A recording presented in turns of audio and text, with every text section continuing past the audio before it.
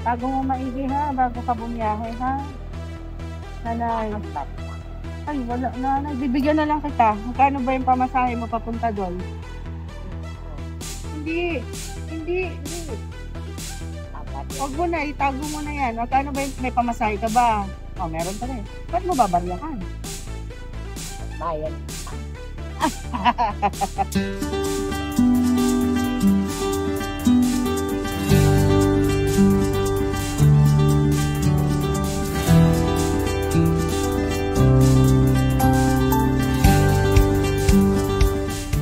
Ako si Adelaida Sanggalang Kalimbaki.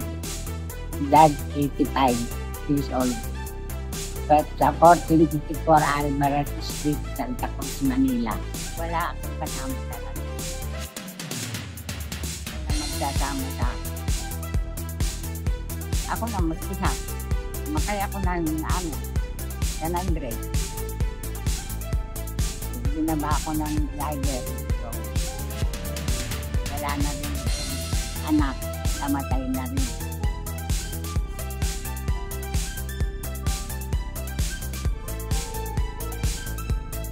Ang matulungan kami mag-lola ng gobyerno kasi wala akong inaasahan. Sa apo ko, makalakad siya ng gusto. Ay ano siya hindi makalakad. Hindi alalay. Aalalayan pa siya. Kaya ang paano sa amin, pag kami mali, tinatanong ako kung sino naalalayan, ako o yung ako ko. Yun sa kasi, ako yung nagpapasalamat.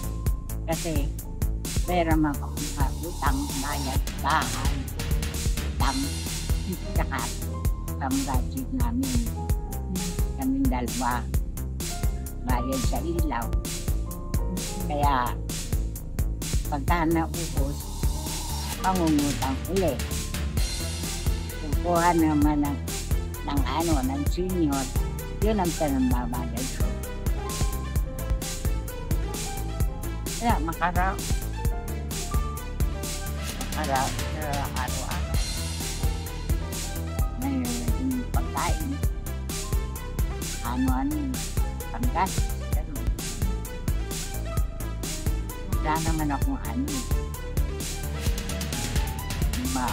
basta matulungan lang ako. Masaya rin. Sa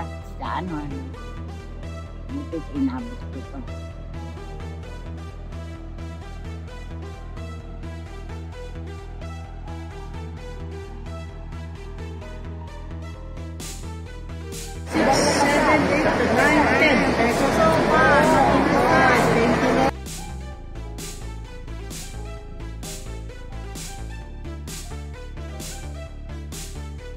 Sa Bible po, nakasulat, nilikha ng Diyos sa mga halaman, puno at bunga. Hindi lamang para kainin, kundi para magbigay ng kagalingan. Ang mga dahon ay nagpapagaling at ang bunga nagbibigay lakas sa katawan kaluluwa. So ito po ang naging inspirasyon ng Holy Herbs. Ano ba yung ibig sabihin ng Holy Herbs? At ano ba yung mga magandang benepisyo ng Holy Herbs? Ito po ay Bible-based, nag-iisang Bible-based herbal supplement dito sa Philippines. Naglalaman po ito ng 12 plants and herbs na nabanggit sa Bible na scientifically proven na nakakatulong sa mga sakit mo kagaya ng barley, grass, grapes extract, olive, cinnamon, turmeric, milk, teas. Iba-iba po yung ating 12 po yan ng mga herbal. So na nabanggit sa Biblia. Ano po yung ginagawa ng mga barley po? Siksik sa vitamins, minerals at fiber. Tumutulong sa digestion, papababa po ng cholesterol. Nagbibigay po yan ng sustained energy. Barley grass naman, punong-puno rin po yan ng antioxidant, nagpapalakas ng immune system, tumutulong din sa detoxification. Grapes extract naman, mayaman po yan sa resveratrol. Ano po yung resveratrol? Nagpapaganda po yan ng blood circulation at nagpoprotekta po sa ating puso. Perfect po yan sa may mga heart problem or heart issues. Next, olives. Natural na pangontra sa inflammation at protection laban sa arthritis at heart disease. Cinnamon naman po, pampababa ng blood sugar, pampa-improve ng metabolism. Turmeric naman po, natural anti-inflammatory na may curcumin. Tumutulong sa joint pain, immune boost at protection laban sa sakit. Kita niyo po ba kung gaano kaganda yung Holy Herbs? Thumbs up nga po. Ito po ay isa sa mga makakatulong ng dagdag nutrition sa mga na kailangan ng katawan para magkaroon ng totoong kagalingan. Again, hindi po chemicals ang kailangan ng katawan. Kailangan po natin ay mga nutritious na pagkain, gulay at prutas. Okay?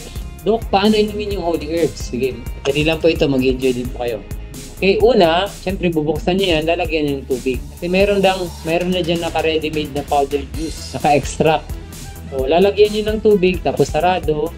Kung mainit na tubig dapat normal na temperature ng tubig. At saka, pwede rin naman yung medyo malamig ng konti lang. Huwag yung sobra. Kung nalagyan ng tubig, abot po dito, shake properly. Shake well. Pag natunaw na po lahat, ayan, pwede na pong inumin ito. First day, ito 1/3. Second day, 1/3. Third day, 1/3. So, ang isang bote for 3 days. Huwag niyo pong tutunggain Bakit? Kasi yung laway niyo maiiwan dyan. Mapapanis yung matitira. So, ipalis niyo lang po sa baso, 1/3 lang. Yun yung recommended daily allowance. Tapos, pag napalis niyo na, balik niyo po sa ref.